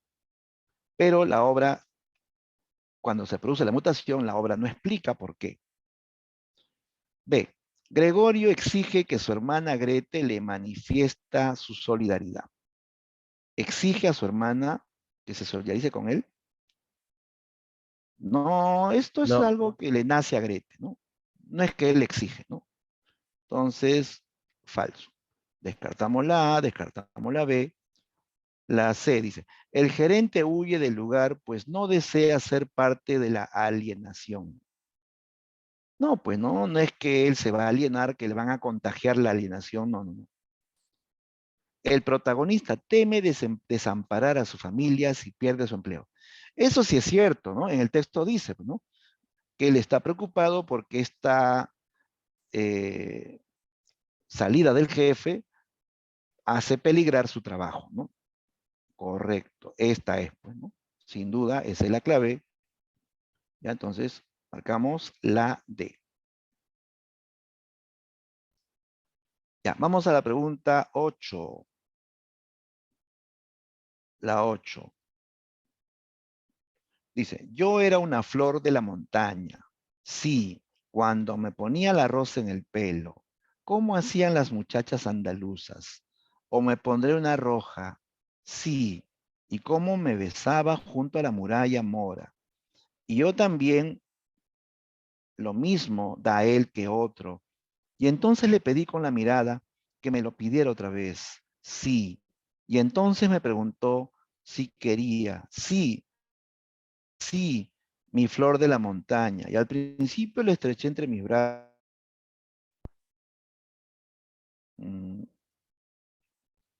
y le apreté contra mí para que sintiera mis pechos, todo perfume, sí. Y su corazón parecía desbocado. Y sí, dije sí, quiero, sí. Bueno, ¿se han dado cuenta que este texto es medio caótico, medio que no se entiende? ¿Saben por qué? Porque esto no es lo que el personaje dice o el personaje hace, sino es lo que está pensando, ¿ya? Y siempre es en primera persona. Yo era una vez, está pensando de sí mismo, ¿no? ¿No? Y es un texto caótico porque fluyen las ideas libremente, ¿no? ¿Ya? Dice, ¿qué característica de su narrativa se aprecia en este fragmento citado del Ulises de James Joyce? Allá, pues, ¿no? Sabemos también que James Joyce es el creador del monólogo interior. Y esto que hemos leído es un monólogo interior, ¿ya? Entonces la respuesta es esa, pues, ¿ya? El empleo del monólogo interior como procedimiento narrativo. Esa es la clave. ¿Ya? Entonces, te vas a dar cuenta que es un monólogo cuando el texto está en primera persona, pero no es lo que está hablando, es lo que está pensando, y eso se nota porque las ideas son caóticas. O sea, primero piensa una cosa, luego otra, y luego vuelve a pensar en lo primero, y así, ¿no? Pregunta 9. Con respecto a la verdad o falsedad de los siguientes enunciados sobre los temas de la metamorfosis, marque la secuencia correcta. A ver, veamos. La alienación del sujeto moderno. ¿Es tema de la metamorfosis? Sí, correcto. El sujeto pierde su identidad propia, deja de ser el mismo, ¿no? 2. El autoritarismo de ambos padres. ¿Verdadero o falso? ¿De ambos Falso. padres? No, pues claro. El autoritarismo se nota solo en el padre. La madre en la obra es sumisa, resignada. No, no es que sea autoritaria, ¿no? El padre sí, ¿no? En esta novela el padre sí es autoritario. 3. La marginación del otro diferente. O también se dice la marginación por ser diferente. Es cierto, Gregorio es marginado por su aspecto físico, porque tiene aspecto de insecto, ¿no? Por ser diferente, ¿no? A los demás. 4. La mutación del insecto en hombre. A ver, cuidado, no te vayas a emocionar. Aquí esto es falso, ¿ah? Dice mutación de insecto en hombre, ¿no? Lo correcto es mutación de hombre en insecto, ¿no? Dicho así, sería falso. Bien, respuesta final. A ver, verdadero, falso, ¿no? Ahí está. Letra A. ¿De acuerdo? En la 9, la respuesta es la A. Pregunta 10. A ver, leamos el texto. ¿Qué nos preguntan? Dice, de acuerdo al fragmento anterior perteneciente a la metamorfosis, ¿qué tema de la obra plantea el autor? Me están viendo el tema que se expone en este fragmento. A ver, lo vamos a leer, ¿eh? Dice, madre se ha desmayado, pero ya está mejor. Gregorio se ha escapado. Lo sabía, dijo el padre. Os lo advertí, pero vosotras las mujeres nunca hacéis caso. Gregorio comprendió que el padre había malinterpretado el comentario de Grete y seguramente creía que él había hecho algo malo. Por tanto, debía apaciguar a su padre, pues no tenía tiempo ni forma de aclararle lo ocurrido. Se lanzó hacia la puerta de su habitación, aplastándose contra ella, para que su padre, en cuanto entrase, comprendiese que tenía intención de regresar inmediatamente a su cuarto, y no hacía falta empujarlo hacia adentro, sino que bastaba con abrirle la puerta para que entrase en el acto. Pero el padre no estaba en condiciones de captar estas sutilezas. Ya, ¿qué temas se ve en ese texto? Ya, mira, aquí nos hablan de que, ustedes tienen que el padre llega y, y el insecto, ¿no? Ha provocado que la madre se desmaye, ¿no? Y el padre está molesto, ¿sí? Eh, y Gregorio se queda pensando, dice, tengo que hacer algo, tengo que calmar a mi padre, ¿no? ¿Por qué dice eso? Tengo que calmar a mi padre, tengo que apaciguarlo, dice, ¿no? Me voy a colocar en la puerta para que él vea que tengo intención de meterme, para que no me empuje, no me patee como lo hizo la vez pasada, ¿no? ¿Saben por qué dice todo eso? Porque su padre es un tipo autoritario, porque su padre es un tipo rudo que abusa de su poder, de su fuerza, ¿no? Y él tiene miedo que lo maltrate, pues, ¿no? Que lo vuelva a patear, que le dé un bastonazo, ¿no? A ver, la marginación que experimenta un insecto alienado, el autoritarismo impuesto por los padres de Gregorio, la incapacidad de comunicación entre padre e hijo, la automatización del entorno familiar de Gregorio. Ya, a ver, tengo que nuevamente verificar cuál de estos temas se ve en el texto. A ver, aquí en la A hay un detalle, dice insecto alienado. No es insecto alienado, no es que el insecto perdió su identidad o no es que el insecto dejó de ser el mismo. Es Gregorio, el hombre, el que quedó alienado, el que dejó de ser el mismo, ¿no? No es que dejó de ser insecto y pasó a ser otra cosa, ¿no? Claro, no puede ser insecto alienado. Autoritarismo, pero acá dice por los padres. Dice impuesto por los padres de Gregorio. Y ya sabemos que el autoritarismo solo lo representa el padre, ¿no? Descartamos la B. La incapacidad de comunicación entre padre e hijo. Oye, eso puede ser, ¿no?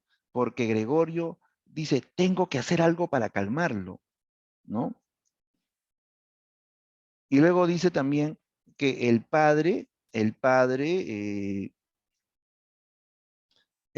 no estaba en condiciones de captar esas sutilezas, esos gestos o esas acciones que hace Gregorio para que su padre entienda que él, ¿no? Sí se quiere meter a su cuarto, ¿no? O sea, no hay comprensión, ¿no? Como que el mensaje que da el hijo, el padre no lo comprende, no lo va a comprender, igualmente lo va a maltratar, ¿no? Entonces, sí se puede hablar de que hay una incapacidad de comunicación, que es un tema de la obra, incomunicación entre padres e hijos, ¿no? Esa sería, esa sería la respuesta final, la C, ¿ya? La incomunicación entre padre e hijo, ¿no? Listo. Bien, chicos, ahí tienen otras preguntas para que sigan practicando, ¿ya? Y ahí están las claves. Primero, revisa tú sin ver las claves y verifica si está bien o no. Bien, amigos, no sé si hay alguna consulta, hay alguna pregunta. ¿Todo quedó claro, chicos? ¿No?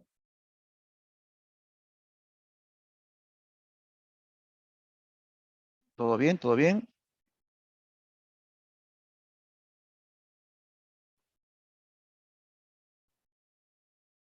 Ya, Alicia me dice, todo bien, profe. Muy bien. Ya, listo. Bien, chicos, entonces vamos a quedarnos aquí. Hemos terminado la clase y ya nos reencontramos la próxima semana.